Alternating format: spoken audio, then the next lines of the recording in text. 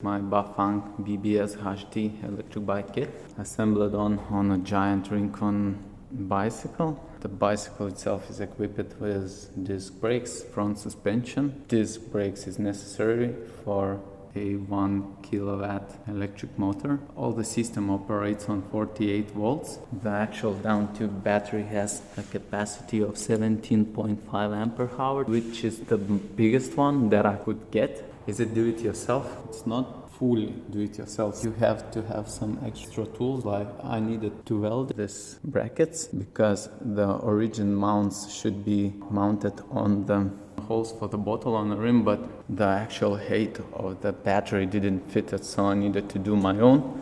The motor itself isn't holding properly by the washer. I was thinking maybe I need to place here some extra frame or whatever, but zip ties do the job, so I paid for the whole accessories, electric motor and the battery, $875, and plus the shipping. Shipping was $186, so in total it was over $1,040 American dollars, and I think the price was really good. It came from overseas to Australia.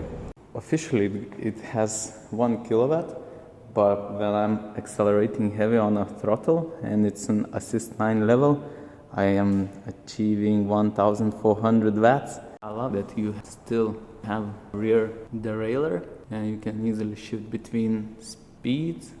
Am I happy with this kit? Yes, I am. You can use it on throttle or pedaling assistance. Enough of talks, let's have a quick drive. I will be driving with one hand, don't judge me for that.